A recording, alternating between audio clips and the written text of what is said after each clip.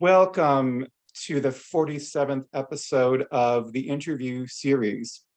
The interview series is a production of 1 Week Critique, an Iowa-based arts and education nonprofit that offers educational resources and editorial support to students and teachers of the literary arts. You can learn more about us and our programs or support our work by visiting our website, oneweekcritique.com. That's the number 1weekcritique.com. Please like and subscribe to help us continue producing excellent content. I'm John Riccio, joined today by Dr. Jonathan Minton. Jonathan Minton lives in central West Virginia, where he is a professor of English at Glenville State University. He is the author of the new collection, Letters, with visuals by Diana Magallón and Jeff Crouch, published by Moria Books, and Technical Notes for Bird Governments, Telemetry Press 2018, as well as the chapbooks In Gesture, Dyad Press 2009, and Lost Languages, Longleaf Press 1999. He edits the journal Word for Word and co-curates the Little Canal reading series. Welcome, Jonathan, and thank you for your stewardship over the years as my work and fellow 1 Week critiquer, Dr. Matthew Schmidt's poems have appeared in Word for Word.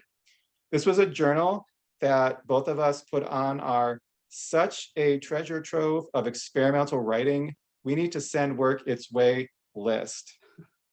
Thank you so much for saying that, John. I really appreciate that. And thank you for having me. This is a real pleasure for so many reasons. I'm, of course, looking forward to talking with you about poetry and my new book, but it's also good to talk with you in particular. I've admired your work both in and out of Word for Word for a long time, and I've come to very much appreciate all that you do for the poetry community. So thank you. You're welcome, and thank you. I'm going for my second reread of Letters, your collection serving as one of the creative markers for how I'll remember the summer of 2022. Of your book, Joel Chase writes that it maps the dark landscape of loss and grief.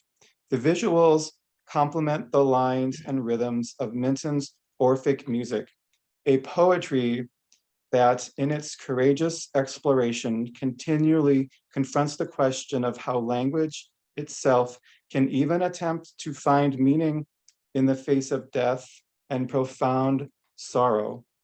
Jeff Harrison states, Frank O'Hara wrote that he wanted to contribute something to life's fabric, to the world's beauty, and he did, as have Diana Magallón, Jeff Crouch, and Jonathan Minton.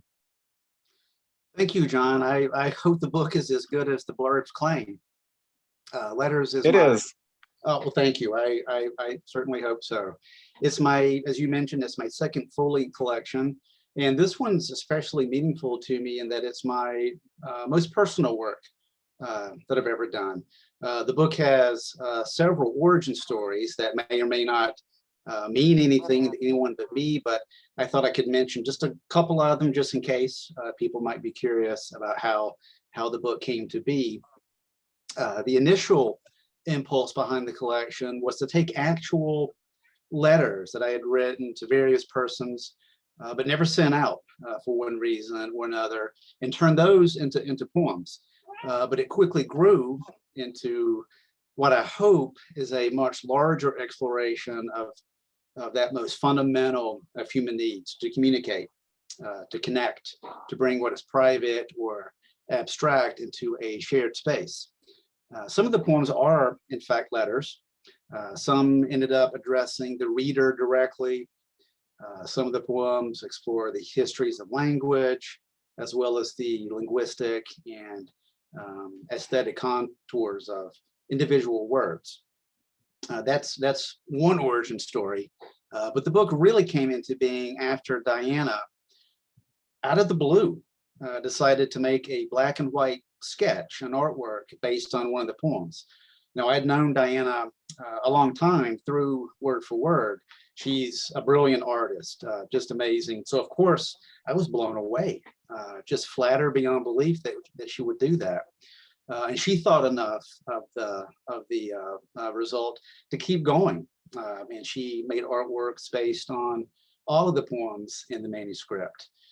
She then had the brilliant idea to involve Jeff Crouch, another artist that I know through Word for Word, who took her artwork and added color and all sorts of sophisticated digital processes. I love the fact that a book about communication and correspondence became a true collaborative project. Felt like we had something worth putting out into the world. And whenever we were thinking of publishers, I thought of Moria Books as being a good fit. I don't know if you know Moria Books, John, but its editor, Bill Allegrezza, I've known a long time. We both started at about the same time. We've had curiously similar trajectories in our careers. And I like the fact that he publishes his books as both a digital version and a print version. And I thought that really suited the aesthetic of what we were doing in this book. And so I'd like to think that Moria also adds to the collaborative spirit of this book. So that's how it came to be. Thank you so much for that. I enjoy most that idea that you are looking at older letters. I've been writing letters to friends, especially during the pandemic. I would say that that priority has risen considerably for me. There's one letter that I have from a friend all the way back from 1993. Oh, wow. That unfortunately I've misplaced the original letter, but I have actually a photograph of it that was taken in my dorm room in 1999. And it's on top of this very 90s stereo, 5 CD changer. And it has my attempt at trying to start a little bit of a plant life going on top of the speaker of the fabled 5 CD changer. And the letter is folded, it's a trifold letter. And the way that this camera and the lights and dorm room lighting, so it's just capturing it. And I would give anything to have the original letter back, but I still have, and there's also cinder block in the background, so classic. Oh, of course. So I do appreciate this focus on letters. And before we go into the early version and the published version, I think it would be great if we could toggle over to actually seeing some of the artwork. Sure. Let me find that. And I have a cat cruising around behind me, so I apologize if Arlo pops into the camera here. Oh, that's okay. The 1 Week Critique was founded by people that have a dog and a cat and a bird, so it's all about the animals. So we're seeing, and I have some questions about this later, but look at these images, right? You've got the letters, the text actually is now showing up in the images. Yes. Have this one, I call this star hair. And I call this very cool map/microchip. I call it actually, I like that. Medieval microchip. I love it. I tend to mash together in my work a lot of ancient old ideas with the modern, so I like that. And the very first image we have are these blue trees. They look like there's some dancing going on with them. That's very much in keeping with Diana's art style. Her artwork tends to dance on the page, I think. Nice. All right, so as is our focus, the interview series looks at an early version. and a revision of a piece. We turn to the 6th segment of letters and its initial version. Jonathan, could you please read both back to back while I share them on screen with our viewers? Certainly, it's my pleasure. Great. I would love to do that. So I'll start with the early draft of the poem. Whenever you're ready, John, it looks like you're ready. Sure. So here we go. The end of an age makes us alien. The secret is to keep moving. And all the places I've imagined have kept me calm. But all the order is imposed, even a calm day of 3 clouds, 1 for each sky. There was a small boat on a slender lake, and you laughed at every wave that bumped it. I'll think of this as if it happened twice. It only happened once in bright Adirondack yellow, a deep blue sky. When the scenery changed, I made you into an abstraction. It was the backdrop to those mountains, but they were cloudy and difficult to see.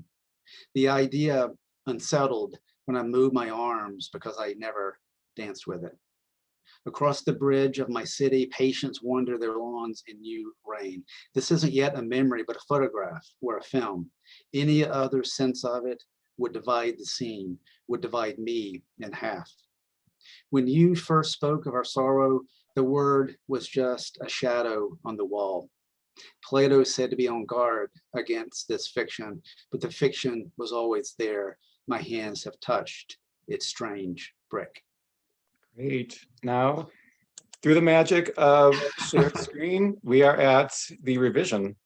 All right, so here's the revised version.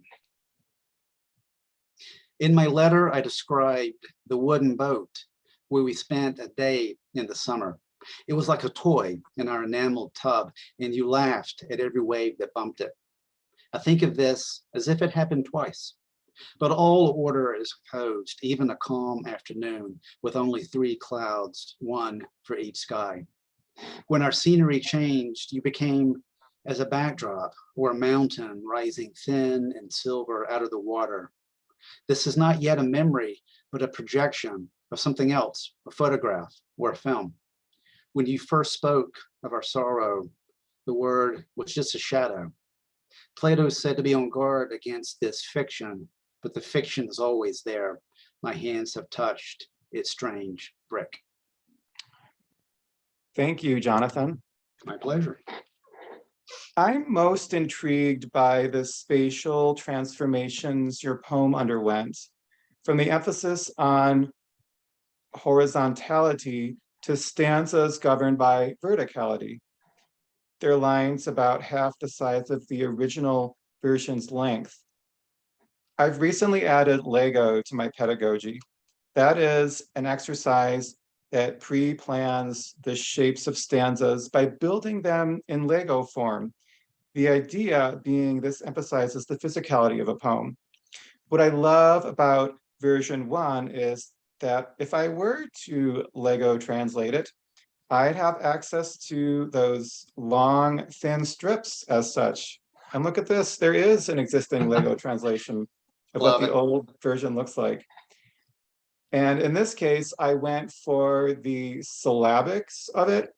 And the good thing about Legos is they have these little nubs. So this is a most excellent way to encourage students in the art of syllabics, just literally counting them by, okay, 1, 2, 3, 4, and so on.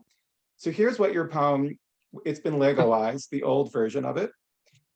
And now we go from the land of Lego to this question of, was the move from horizontal to vertical your primary revision spark? Or did this occur secondarily as you were excising and reordering? Thank you for that question. That's terrific.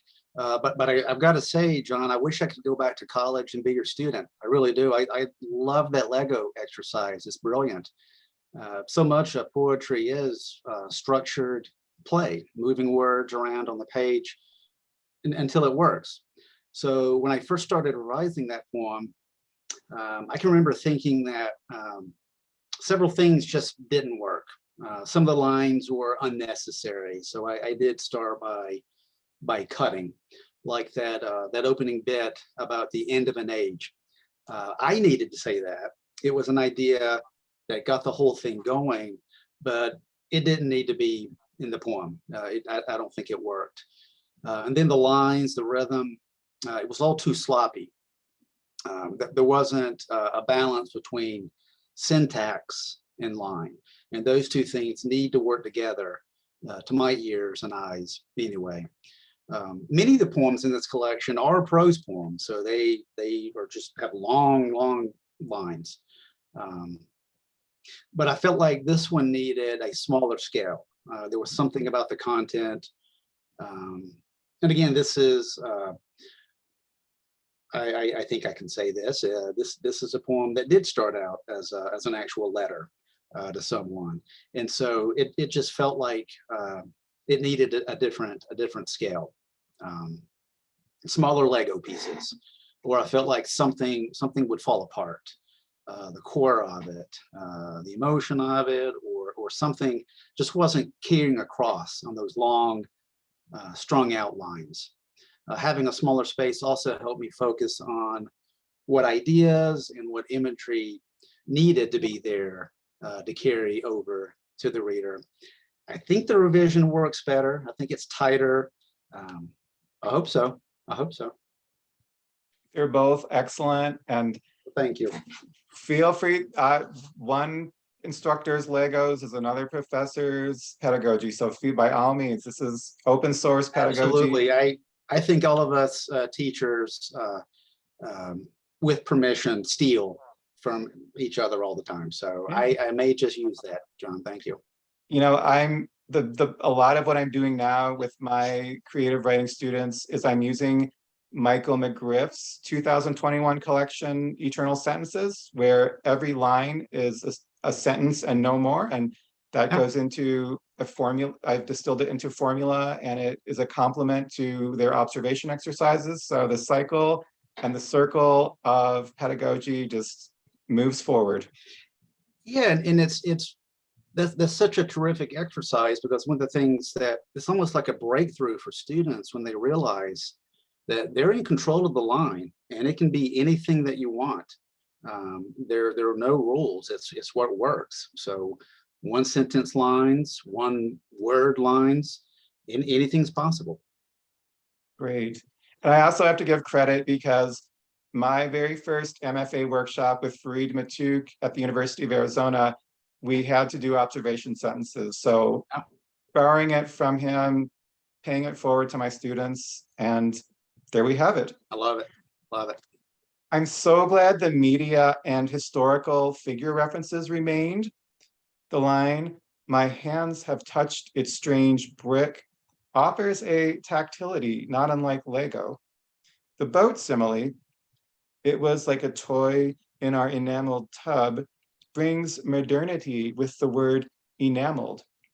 Throughout letters, one senses a timelessness as we dovetail from Persian kings and the fossilized bones of a fish arranged in a necklace to Robert Creeley and your first teacher, Gerald Barracks, whose 1992 collection, Leaning Against the Sun, received Pulitzer and National Book Award nominations.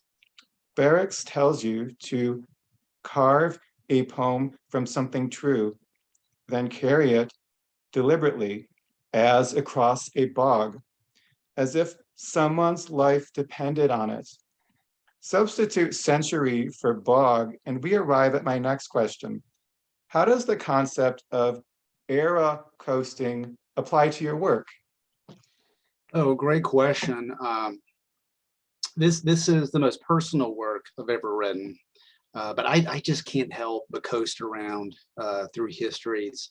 One of my favorite poets, Cole Swenson, does so much research and brings in so many histories into her work, and that's something that's always inspired me. And I think, again, this work is personal, but I think it was Deleuze who noted somewhere that your life isn't personal. And by that, I think he means we always contain multitudes and multiple histories that we share with others. And that sense of expanse, I think, is very much at the heart of this book. Creeley and Gerald Barracks are the two poets who have meant the most to me and who taught me the most. Creeley at the University of Buffalo and Barracks at North Carolina State. Now, ironically, Barracks wasn't really a fan of Creeley, and he didn't mind saying as much. Barracks is a much more traditional poet and much more narrative. They're just vastly different poets, but nonetheless, they're at the heart of who I am and what I do. And I liked the idea and still like the idea of having them hang out together in this book. And again, what they both taught me is that poetry is necessary. And that's a word that Barracks used all the time with his students. And that it should feel necessary to the reader, right down to the syllable, which is something, of course, that Creeley taught all of us. Great. And I do love that concept of poets hanging out together in the educational and in the creative sense. My Creeley era, the strongest when I was in the Creeley reading habits, it ties in with my time preparing for comprehensive exams. And he comes right around the time I'm reading Gary Snyder and some of those, Rip Rap, some of those in the Cold Mountain sequence.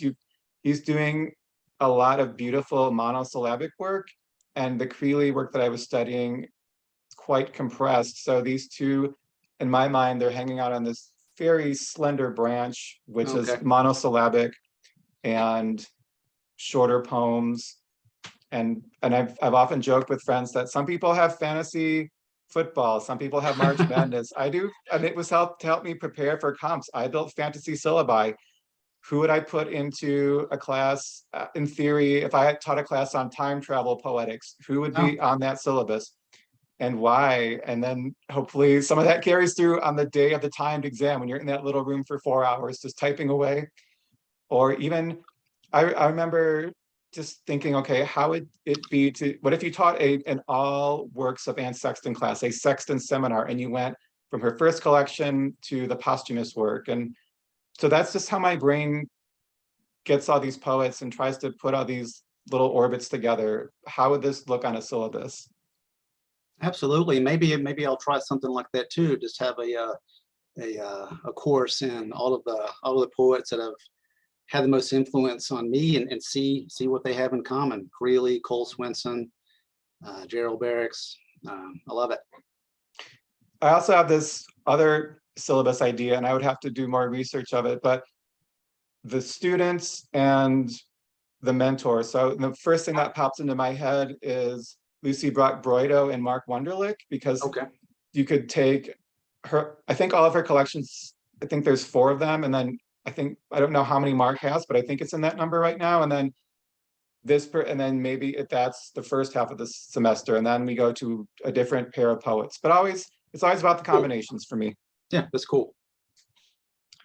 The collection opens with, I wanted to write you another letter about a tree in its park or a leopard among animals, but the words kept piling up, lifeless and inert. A few lines on, the I writes about a real tree instead, the one you said seemed so still and skeletal in our front yard. Then I wrote the word green to adorn it. Therein lies the power of epistolary provision. Is your window graven? No worries. We can brighten it in a poem relevant to the medium of postal exchange. Another letter begins with a blinded God, his golden mask. Someone else is speaking as a ghost. Someone else is still drowning in the dark. Whether the same letter or a series linked by the anaphoristic this letter begins, the missive continues as a sound from a king's mouth, then with locusts and wild honey, and finally, not as a fathom, but a gate. Another anaphora, I will name it, encompasses a small sheet from a dark cellar in the forest. And right off the bat, when I was reading it, I started and put shades of Caspar Hauser. Right? You've got to go there. A gleam of white teeth, a wheeze of jokes, the scent of potatoes and mold, to list a few. Each page of your collection, as we saw in the early toggle through, it's got the even numbers that consist of text, while the odd numbers are images that contain the poem's words. And as I have been rereading it, I keep thinking, these are like envelopes whose return address is a biography in code. So I'm always curious, how did you, Diana and Jeff, determine who would illustrate a given segment? John, you're such a good reader. You really are. I just appreciate everything that you're saying here. I love the idea, especially of the poems in this collection, as being a kind of return address. I love that. Jeff and Diana are from the visual poetry world, and I've never talked with them about this directly, but one of the founding movements in visual poetry is mail art. That's M-A-I-L, not M-A-L-E, of course. There's a long and fascinating history there, but I'll cut it short and just say that it's art that doesn't make distinctions between written and visual communication, or between text and visual art, and it exists in correspondence. People literally mailing things to each other. Correspondences from person to person become canvases, and the mailbox, or your inbox nowadays, is the gallery, the art gallery. It's all about exchange and transmission and connecting. So the idea of address that you're noticing, I think is apt. I think it's built into the project at its core through Jeff and Diana's contributions. I also like the idea of a return address in terms of, again, what I think is at the core of these poems. Many of them in this collection really are letters. The opening poem in the book was, again, a letter that I never sent, with lots of revision, of course. So some of them really are letters, and I'm hoping that something returns, that something comes back. I hope readers find something there. I hope something generates from it. At any rate, that's very much how it felt in putting this book together. I wrote the initial poems, then they returned to me in Diana's visual work, then again in Jeff's visual work, and now we're passing it on to the reader to see what comes back. Nice. I love that part where the reader is now involved in this. And just talking with you, I drift back to the very first paper I wrote in my PhD. It was in a book history class, and it was on fan letters to the husband and wife team who were behind Curious George, because the University of Southern Mississippi has their archives, a lot of their estates of book contracts or illustration plates, or even just correspondences that they have done with editors, etc. But I lucked out and I said, I want to write about fan mail for my first entry into this world of the Doctor of Philosophy. And you would have children who benefited from seeing what it's like to go to the hospital for a first time. You would have parents who are saying, I gave this book to my little Susie when she had to go for a tonsillectomy. And so just the value, and in writing these fan letters, and today it's mostly writing these emails, or even when it's posting something on someone's Facebook wall, when you read a poem or you congratulate them on an award. So this fan letter concept carries on, it's just in a different medium. I love it. I can remember being a young poet, and like everybody does, I wrote letters to my favorite poets. I wrote one to Gary Snyder, and he wrote me back, and I sent a poem to him, and it was so sweet. He sent one back to me, and that's just, it made poetry seem connected and real. So I absolutely. And it would be Gary Snyder, great. Yeah. I bet, was it all in monosyllabics? I can't remember. I've got the letter somewhere. I used to do the same with another poet that was in the section that you mentioned where Barracks and Crilly are hanging out. There's somebody else hanging out there, the poet Charles Tomlinson, who the three of them. That's sort of my my triad. Tomlinson, I based my dissertation on.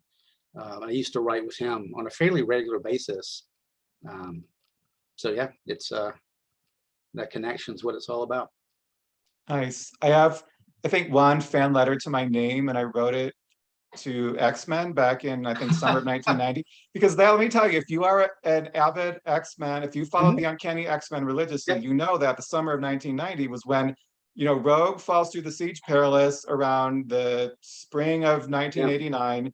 She's missing in action. All the others go through the Siege Perilous. Psylocke gets turned into this warrior queen. Havoc gets brainwashed. Dazzler just goes and lives her life in California, right? And is the pop singer she always wanted to be. But then we're waiting for about a year and a half. And when you're younger, and in comic book time, a year and a half might as well be just 10 years. Absolutely. So, there's always that dilemma with Rogue, what do we do with the Miss Marvel? And funnily enough, when I've talked about Rogue, yes, in academia, I brought her into academia. She is, for me, how you would teach a class in redemption because of her early background, which blame Mystique, right? And blame Destiny has some part in that. But she is always she's trying to make amends for her past, and she succeeds in it. But then again, and she sacrifices herself. The X-Men are fighting Master Mold in New York City. She selflessly, and she's in that Miss Marvel costume because I think the Miss Marvel persona was running the show at that time. She goes through the Siege Perilous. We don't know what happens to her for about a year and a half. She comes back in the summer of 1990. She's fighting with this corpse, Miss Marvel, on the cover. You got little Magneto's head. Guess who wins at the bottom? And I was so blown away. Like, thank you for bringing back my all-time favorite character who can absorb any power and have all the powers in theory. I don't think it made it past the editorial room floor, but I still got my feelings out there. Thank you for bringing Rogue back, and let me someday put her into a classroom lecture on redemption. Love it. I feel that way about the Dark Phoenix saga back in the day that I thought really didn't work in the movie. They tried to do a movie version of it, and oh no. Maybe someday we'll get a proper cinematic treatment of it.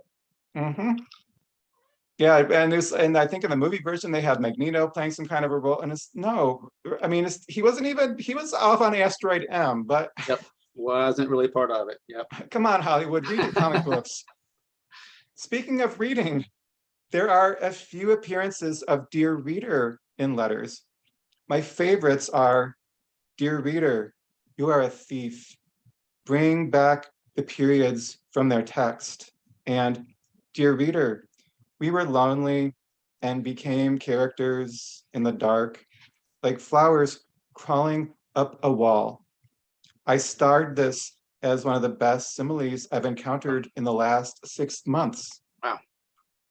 What authors have provided you with Dear Reads of late?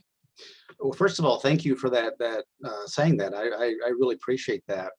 I felt like I really needed to bring those Dear Reader poems into the book. A lot of people claim that my poetry is difficult, especially when I gave technical notes to Bird Government to my family. They were all sweet, read it, loved it, proud of it. But I kept getting comments like, this is really hard. This is really difficult. And I never want to, I don't mind being difficult. I really don't. But I never want to leave the reader behind. And so in this collection, I thought, well, I am absolutely not going to do that. I'm going to talk to my reader directly. So that's why they're in there. But a book that's been really speaking to me lately, and one that I absolutely have to give a shout out to, is I'll try to hold it up. This is Marcia Arrieta's new book called Through Time Waves, which came out this year from Artedolia. I think I'm pronouncing that correctly. That's Randy Selt's press based out of New York. John, I don't know if you know that press or Randy or Marcia, for that matter. Thank you for, these are all new introductions. I'm grateful. Artidolia is brand new. I think Randy has maybe published 5 books through it now. I think she's up to 5. Really interesting press, and one that I keep my eye on all the time. So this is Marcia Arrieta's book, and it's a hybrid book, like Letters, a book that combines her visual art. Try to hold up another picture there. So it consists of her visual art, her collages, alongside her poetry. And it's just a beautiful meditation on how we carefully enter the world through the art we create and the stories we tell. Just love it, love it. Can't put it down. Carry it with me. Nice. At one point, the collection's you spoke of uncertainty as if it were a nest. You guarded its beauty before it became a cup in a lake. I could drink or drown there, but I was always daydreaming about crowds gathered on its shore. They were speaking only your name. In another sentence, a hidden machine replaces the word green from something darling. But this is the story of the lake and cup. I am in it as someone writing. We revisit the relationship between a cup and a grammatical unit with the passage, I carry this memory like a lantern or a cup into its next sentence. Something imaginary keeps it there, as with all ships in their harbor, even without the swords that carve their plunder into smaller treasure. If you distilled how the writing of letters led to your growth as a poet in surprising ways, so that the answer fit into a cup, what would you say?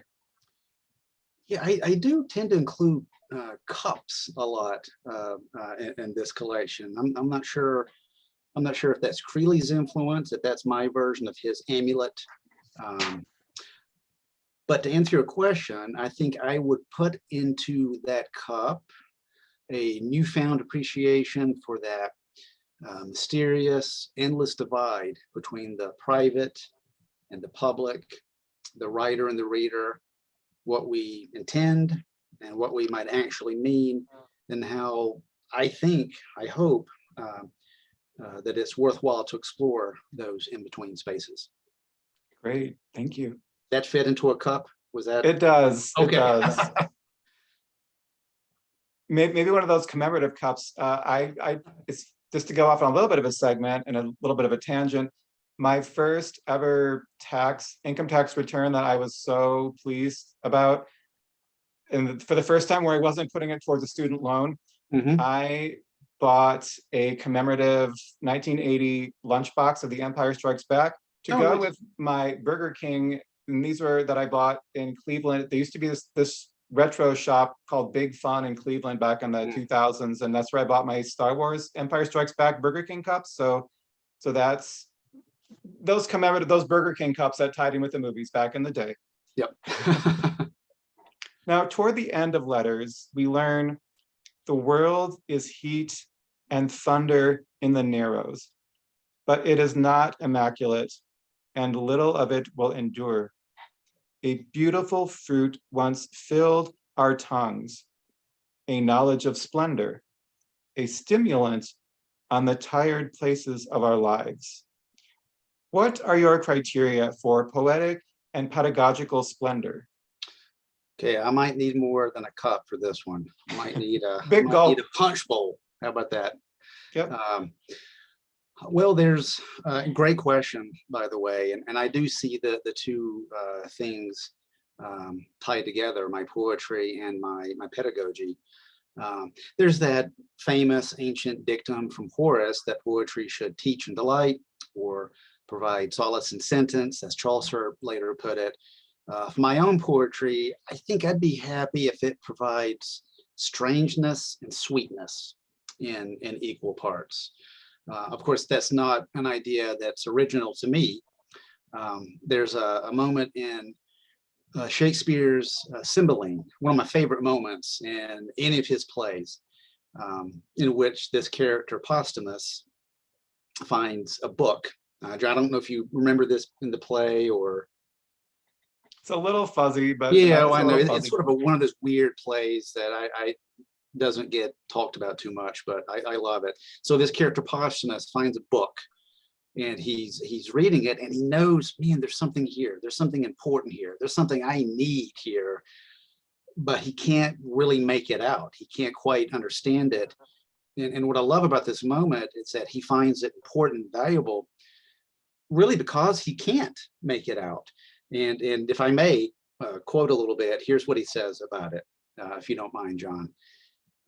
He says, "'Tis still a dream, or else such stuff as madmen tongue and brain not, either both or nothing, or senseless speaking, or speaking such as sense cannot untie. Be what it is, the action of my life is like it, which I'll keep, if but for sympathy." That just blows me away every time I read that or think about it. So a tall order, it's a tall order, but that's what I'm striving for in my poetry and in my teaching as well. Those moments where things that were once strange become worth knowing, or at least worthy of our care and curiosity. I like that. It reminds me of this quote that Kate Bernheimer, who I had the awesome opportunity to do 3 semesters under as a TA at Oh, the wow. University of Arizona. And, she's the founding editor of Fairy Tale Review. So, and I'll never forget it. She says, just because it's an imaginary place of consolation doesn't make it any less consoling. Mm. And for me, who goes to those extreme experimental states with poetry, which the imagination does get pushed all the way up to the front burner. And if that's where one draws their solace from, it gets the job done. Yeah. And it doesn't make it any less consoling. No, and again, people sometimes say that my work is, difficult or, esoteric, and that's fine. I really don't mind that at all, because it all is still true to me. It's every bit of it's genuine, and I really don't mind complexity or difficulty. Like Posthumus says, the action of our life is often just like that. Yeah. The alphabet is a beneficiary of your descriptive lens when you write. There is a line stretched across the letters where the huddled V's perch like jaguars. This is reminiscent of moments in your collection, Technical Notes for Bird Government, where you likewise examine language's building blocks. For instance, the sequence in gesture divulges that in the sign of becoming, the index finger curves back from a closed fist, like a hook or broken L. While one of the poems for Andy Kaufman explains a physical examination of B reveals a pictograph in the shape of floor plans for the new Bank of America. I hope you include the practice of letter gazing in your lesson plans, as one could create a book-length project interpreting consonantal looks. In the poem Discovery, from this collection's titular sequence, we're told, when Hermes saw cranes flying, he invented writing. Have glyphs and writing systems been subjects of your work since the beginning? Or was there a galvanizing experience that made you think, alphabet, you are antidote? John, you've got a keen eye as to what I'm up to. I think you're onto something there. I've been saying that that letters is my most personal work, and you're right, but you're absolutely spot on to notice some affinities between letters and technical notes. and to notice that the glyphic or visual dimension of language really informs both books. I think it maybe started with my first reading of Wittgenstein, which I wouldn't pretend to fully, understand. But the one thing that just hit me, like it did everybody who's read it, is his notion that language is a kind of game, in which meaning is less a matter of pointing at things and more about its use in a system of rules, or to my mind, of its moving between person and person. That's where meaning resides. In my time as a student in the Poetics program at the University of Buffalo, with Creeley, of course, but also Charles Bernstein and Susan Howe, the language poets, also cemented for me the idea that, again, language is material. It has a thingness. It's a kind of fabric, as Bernstein often put it. That's the word he often used. So yeah, the words that I write, I don't think are ever just mine, no matter how personal they may be. They're social codes, they have an aesthetic and a life of their own. I'll give another shout out to a work that influenced this way of thinking, and that's, like it did everybody, the Dream Life of Letters by Brian Kim Steffens, the really awesome flash poem in which the letters move and morph all over the place. Nice. I'll have to check that out. It's harder to find, but yeah, I think he's had many websites, but I think you can go to his website or just Google it, you'll find it. Okay, great. Yeah. In Gestures, 9th section is devoted to micro poetry and erasure coding. And I've brought in 2 sections of it just to share with readers. Cool. 9. Alan Turing, 1942. Dialogue is possible by connecting one analytical gear to the next letter in random patterns long enough so that randomness is no longer decipherable. If annexed, the lines must be kept. To which Churchill replied, silence is imperative, while U-boats circled a border visible between codes. Dialogue is possible by one letter. Any border, the spy insists, even an error is sufficient if written, if in a sequence of options no longer decipherable as options, any border, if written as options. What might cryptography teach us about nuancing our work? First of all, thank you for reading that, John. It's really a treat to hear you read my poetry. I love it. I really appreciate that. Yeah, cryptography. Well, I just mentioned 3 of my influences at Buffalo, but I'll mention a 4th, and that would be Los Pequeño Glazier, the founder of the Electronic Poetry Center, and who's written quite extensively about poetry as encoded language. So the section that you read from Technical Notes, of course, it's all about Alan Turing and his code-breaking efforts in World War II, and also in his interest as language, as social code and personal identity, as in the famous Turing test. It's fun stuff to write about and explore. But for me, encoding and cryptography are also ways of thinking about intention, especially the intersection between writerly intention or encoding and readerly intention or decoding.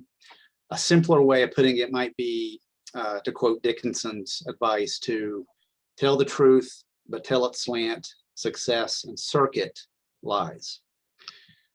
So I'm also interested in what can't ever be translated or transmitted, which is something that I delved into in reading about Alan Turing and his efforts to break the famous German code.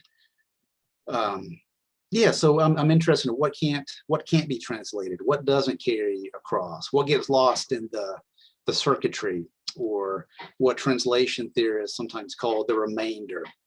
So I don't want my readers to get stuck or frustrated, but when language is deliberately encoded, it can, I hope, become a medium where something interesting can be discovered or explored, even if it isn't exactly what I meant or intended. Great. That's very profound. And it gives me a lot to think about because usually, say once every 3 months, I decide I'm going to devote some poetry writing to anagrams. Yeah. And it usually lasts for a day or two. And then I Yeah. say, okay, I'm going to devote the next few days to abecedarians just to cleanse that palate. And then I'm always drawn to that. It's the palindrome that we associate with Anne Sexton. Yeah. Rats live on no evil star. So this is, but that's one level, but now I got the cryptographical Jonathan Minton version of familiar philosophy. So that's great. That helps me, and that will probably give me more confidence the next time I come back to some anagram drafting. So thank you. And erasure poetry is always fun. I think I'll have to give some credit there. I mean, it's a long-standing form of writing, but I think I had just read or recently read Juliana Spar's, one of her works, After Image, I think, where she does something similar. So yeah, it's a lot of fun. Nice. The visual and written content of Word for Word never ceases to give the innovative and the post-avant their due. Your most recent issue features such poets and artists as Caroline Maughan, Jesse Janashek, Carol Stetzer, and Ted Warnell, among others. Congratulations, by the way, on your 20th year. That's awesome. Thank you. Thank you. What was the impetus for launching the journal, and what were the most significant technological developments that helped you realize your editorial aesthetic? Great question. And thank you. First and foremost, for the very kind words. I really appreciate that. Editing word for word has been just endlessly satisfying. Yeah, so its origin story also goes back to my days in Buffalo in the Poetics program in the early 2000s. I think all of us students had journals back then.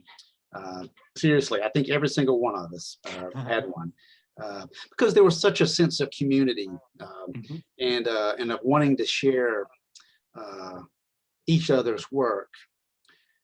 And that sense of community, at least for me, I felt became even more pronounced in those early days of the internet and online journals. Again, I can think of Moria, but also, and I'm sure you know these journals, John, Diagram, Erasure. Yeah, there's so many that all started up at about the same time as Word for Word in 2002. And we all had different reasons, but I think we all felt the need to create a space for the kind of work that we wanted to write and read. I think what set Word for Word apart back then, and maybe still does, is its ongoing interest in visual poetry. And that's something I really never planned for, John. I through Word for Word, I became acquainted with Tom Hibbard, poet and critic. He's all over the place, and he offered to guest edit a special visual poetry feature. And I trusted him enough at that time to let him do it, and I'm glad it did, because I love it. I love visual poetry, and I think an online journal is the perfect venue for it. There's quite a few of them out now, but at the time there really wasn't too many places for visual poets to publish. their work, and it fit with the other kinds of writing that I was publishing there. Boy, in terms of word for word's aesthetic, I'd have to say that the most influential technological advancement, and what an interesting question, but I think that would be the now sadly and decidedly defunct Flash. I loved it. That's the platform, the programming language that Brian Kent Steffens used to write The Dream Life of Letters. I used to use it to build websites. I loved it. It allowed for such an integrated, fluid, and minimalist design. It seemed almost like alchemy. You could literally do anything with it. But Flash is dead and gone and never coming back. In fact, all those websites that people built using Flash, you can't even load them up anymore. So I've since then, I've kept up with the latest standards and HTML coding, and I still do all of it by hand. I don't use platforms or design packets or anything like that. And so that the design aesthetics and that do-it-yourself ethos of those early days have stayed with me, and I think continue, hopefully, to influence word for word's aesthetic. Great, and it's always been one of those journals that I look at as just, this is a home for these experimental poets, and I know I can't speak for Matthew, but I know he and I both just have such respect. We've both been very enthusiastic about your journal, and thank you so much, and the community that it fosters. Oh, that you just made my day. I really appreciate that, John. You're welcome. And it's interesting you talk about Flash as outmoded technology, because in our final question, we may go down VHS lane, but I don't want to give away too much to the viewers. But first of all, I will thank you for your responses. And I'm very grateful that we had this discussion. I'm going for a biblical close. The Archarium sequence from Technical Notes for Bird Government hones in on Lazarus, who knows he will be the long-beaked speaker of the plague. Let's pivot now from pestilence to the machetiness of Jason Voorhees, who's featured in a quartet of your poems, Friday the 13th, part 1 and 2 at Dissections, and Friday the 13th, part 3 and 4 at Coffin Bell. These pieces excel in their persona with such excerpts as, this is from part 1, when I am old enough, I will break this darkness in half. I will step into it. They will learn of the body's truth, of its softer places. They will feel this hurt. My mother says the world will always cut. This is love, she says. You can hide behind it forever. Now we jump ahead. I think that was 1980. Now we go to 1982 with part 3. You can tell like this is my big trivia day. My body was misshapen, a lump of damp clay. I wanted the earth to open its maw. Then I put on the mask with its hard and empty eyes. I could see before me a field stretched out, serene and bare, with no stars above, no streams or water, no woods of shadow and thorn. I could talk for hours about Friday the 13th, rank my best ofs. We go, in my book, it's part 3, part 2, and then part 8, just saying, even though Jason takes Manhattan, might as well be Jason takes Vancouver, because we all know that it's shot up there. Love it. I could even write a treatise on part 3's Dana Kimmel, and I don't think anyone said that name on the internet probably in about 25 years, but I mean, she is Higgins Haven's answer to Jamie Lee Curtis.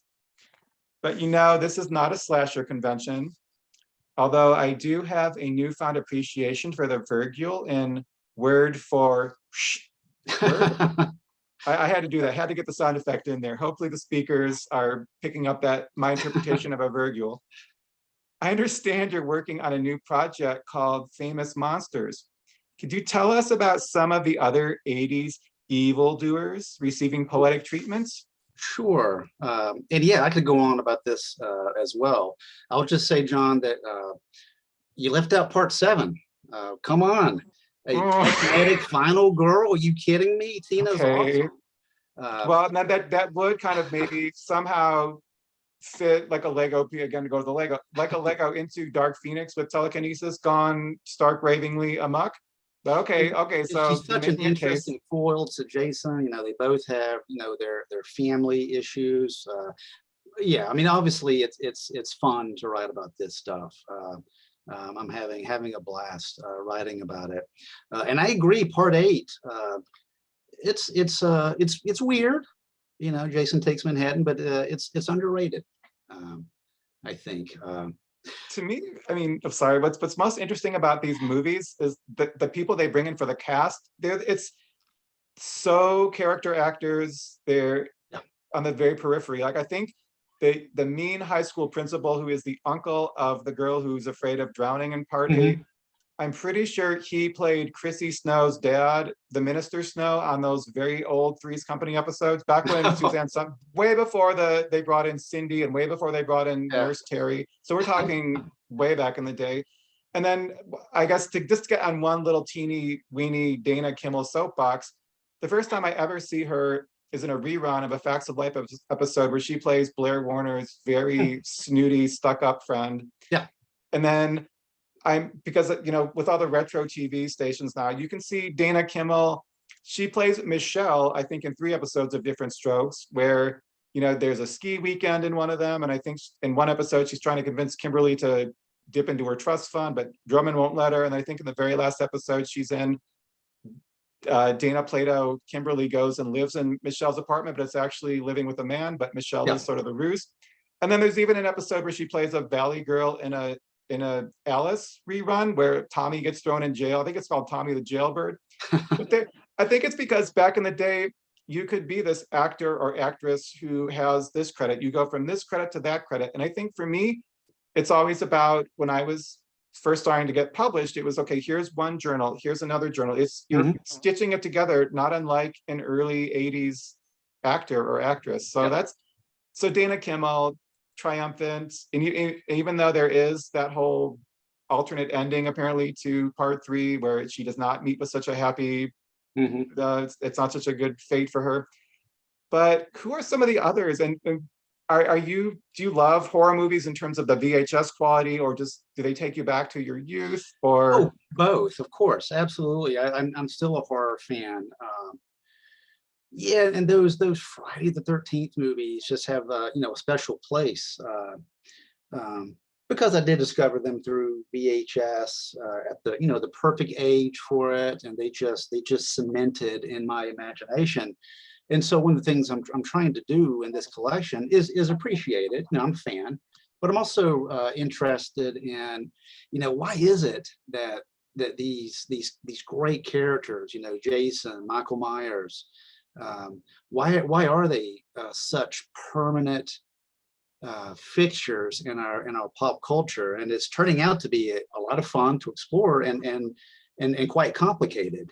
And so, you know, I'm lining Jason up to the mythic in some occasions. And what I find fascinating about part 8, Jason Takes Manhattan, which for most people is the worst of them. But I think it's interesting because that's the moment where Jason becomes a pop cultural phenomenon. I mean, it just blows up. You know, the first few films were these weird horror films that, you know, weirdos like me would watch in the late at night in their basement, but not after part 8.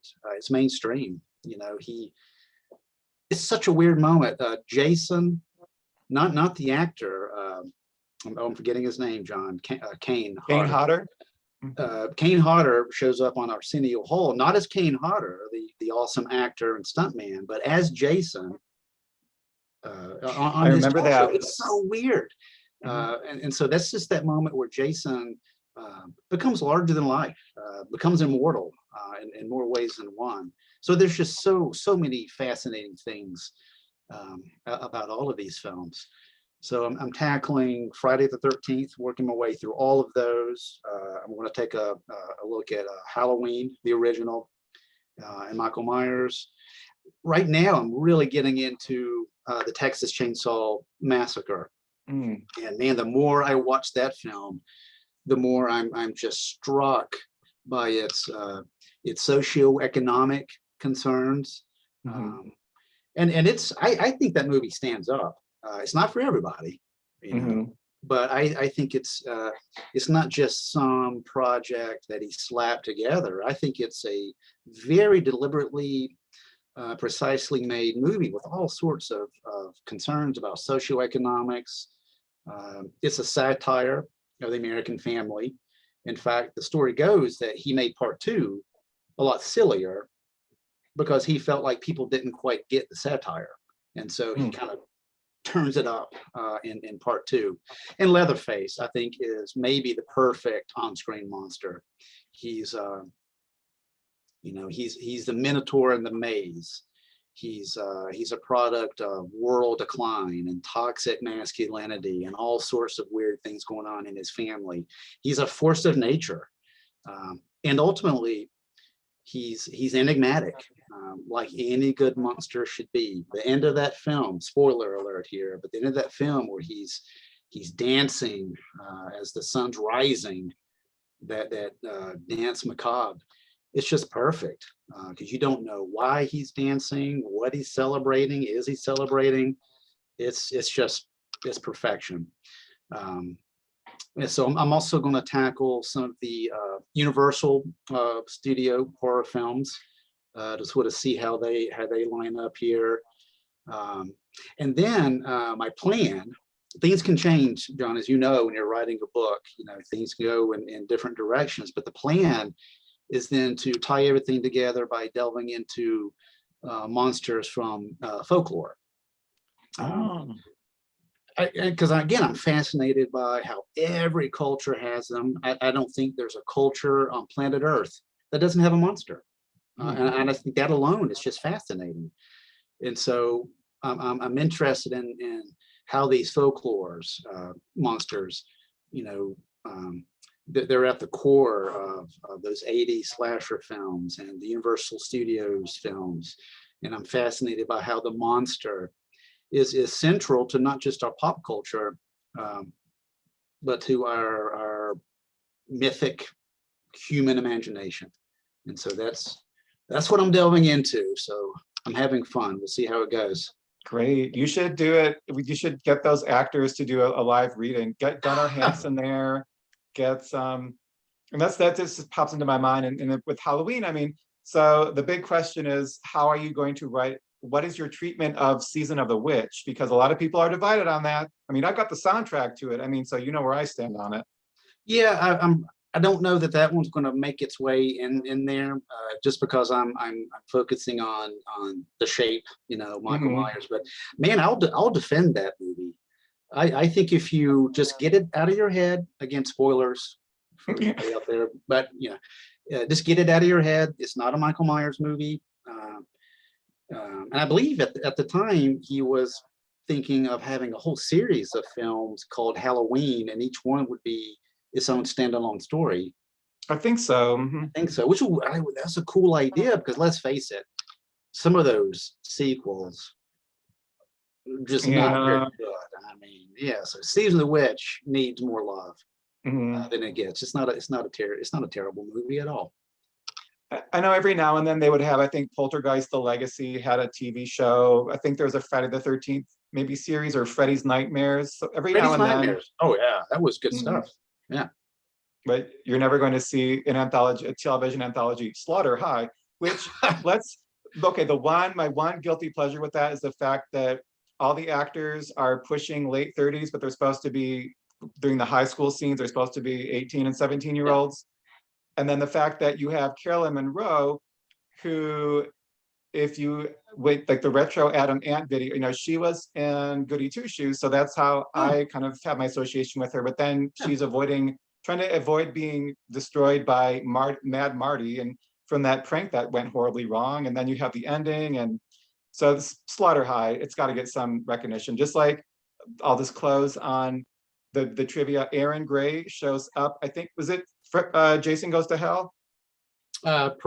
Maybe you're better at this trivia than I am. So just for some That sounds so just again, someone who was in Buck Rogers could end up someday in, you know, one of our favorite horror series.